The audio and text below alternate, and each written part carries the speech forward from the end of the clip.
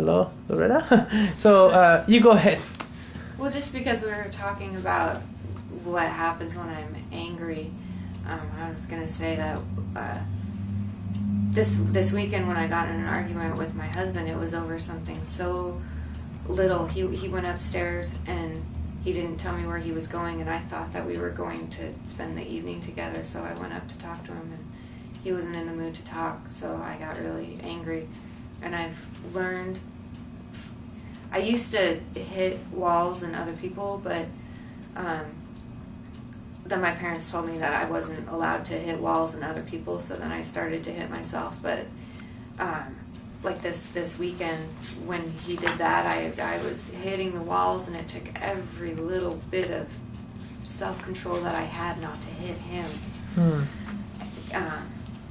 It's really hard sometimes, because when the switch gets flipped, or when I get into the cycle or into the pattern, then it's almost impossible to pull me up, and all I feel is the rage.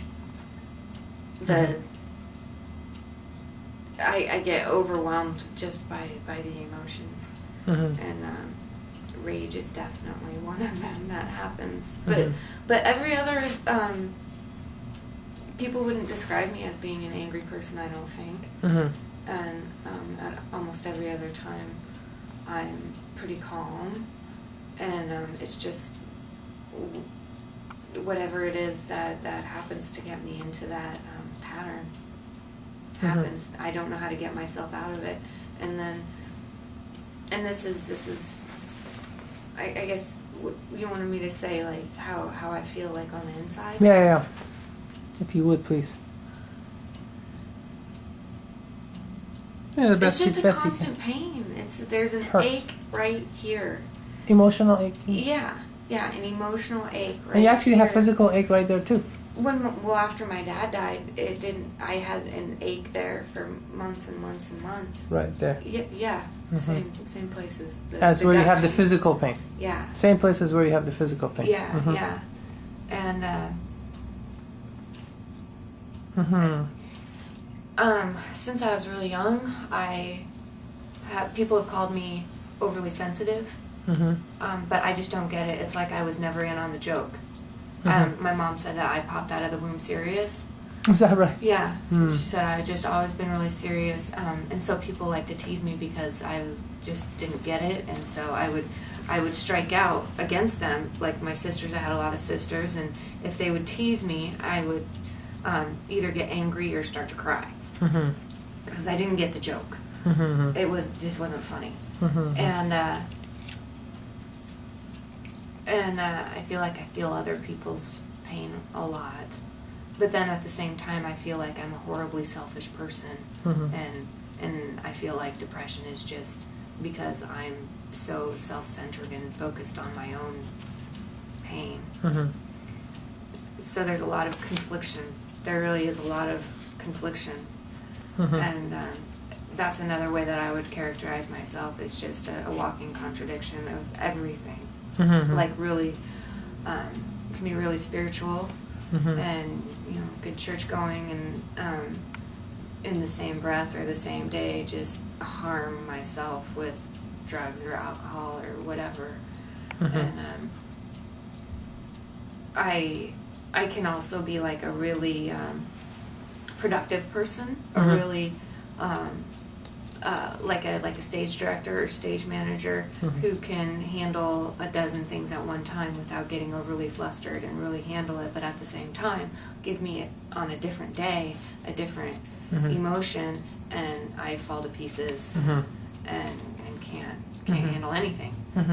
And I've just battled depression since a really long time. And it got really bad when I was about 18. And you tried antidepressants before? Yeah. Did they help at all? At first, they just kind of make me feel numb and not ache so bad. Yeah. But then it goes away. It doesn't work anymore. Each one of them, like after a year. And so then I get off of them and go back downhill again, and then the doctors tell me that I need to be on them. But I've gotten to the point where I feel like they're lying to me, and it's the pharmaceutical companies that just want to keep me on because it's not an answer. And I won't go back on. That was something I kept saying this weekend. They wanted to. Yeah, recommend it. Yeah. I mean, you're yeah. Oh. So one more thing, a couple of things. You talked about fears. First time I met you, you talked about fears that things are going to end anyway. Everything was going to end anyway. Oh yeah. You feel like that a lot? I feel like that more than ever. More than ever. I think that the world. I think it's basically coming to an end. I think that we're in the apocalyptic final stages of the world right now. And if anybody tried to tell me otherwise, I'd tell them that they were wrong. I just believe it. I believe it. I believe, like, 2014, you can look back at this tape if you're still here. And and we'll see if we're still here, because I don't think that there's much time. And it just seems like, and this is another, like, makes me so angry, like governments and the way that the world is and how they've just made us their slaves, and it just makes me really angry, and I just think that it's a sign of the times. And oh, it's really sad, isn't it? Yeah. A situation, a planetary situation. Yeah. I figure we're all coming to an end anyway, so why? Yeah. So sometimes I feel like that too. But there's I know a lot more to talk about, but any other highlights? Yeah, just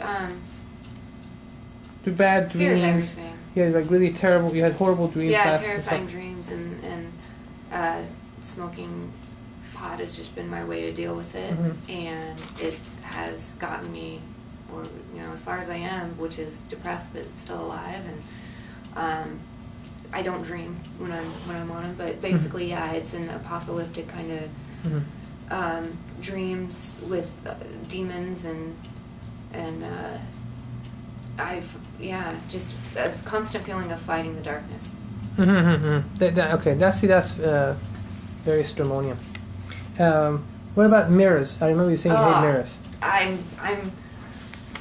always hated them. I'm really trying to work through that. When I'm depressed, I can't look anybody in the eye, much less look at myself. It's I've had an experience in mirrors that's terrifying. There have been probably 3 or 4 times in my life where I'm looking in the mirror and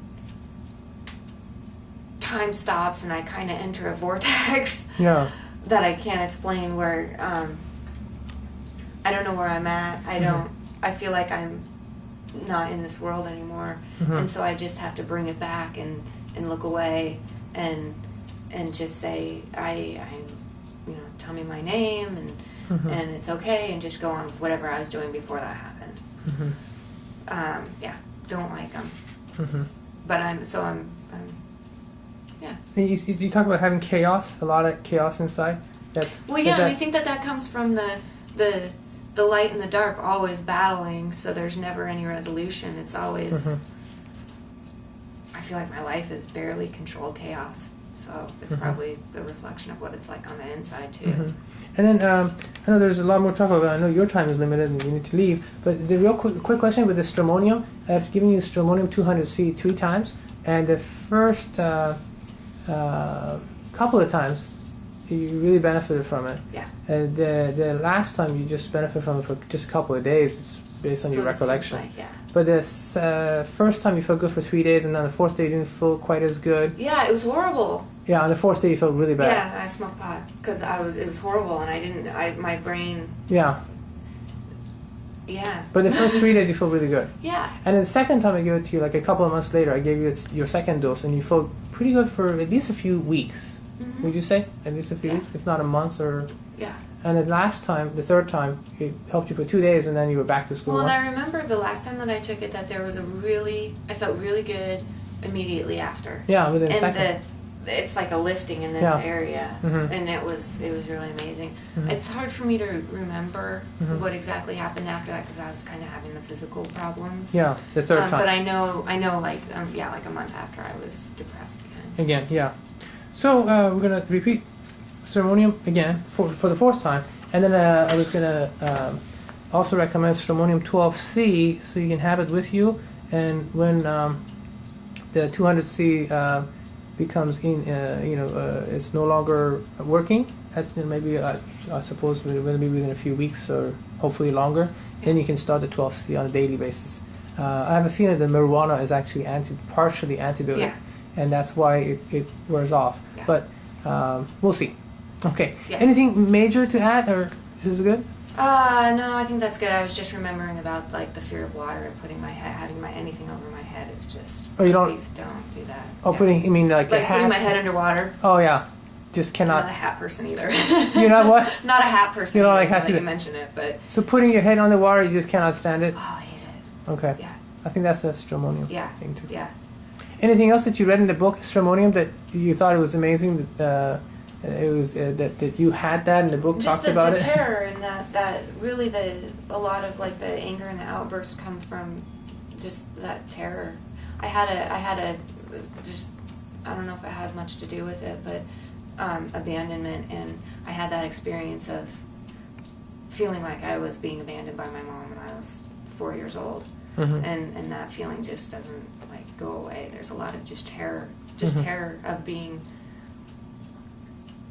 I mean, not being alone. I like to be alone a lot of times, but of like the infinite aloneness. It's like the aloneness of my soul, or whatever, dying and being alone, or whatever it is. But a lot of fear. Okay. So we'll talk more, but I know you have to go. Yeah. So thank you so much, Loretta. Appreciate your time.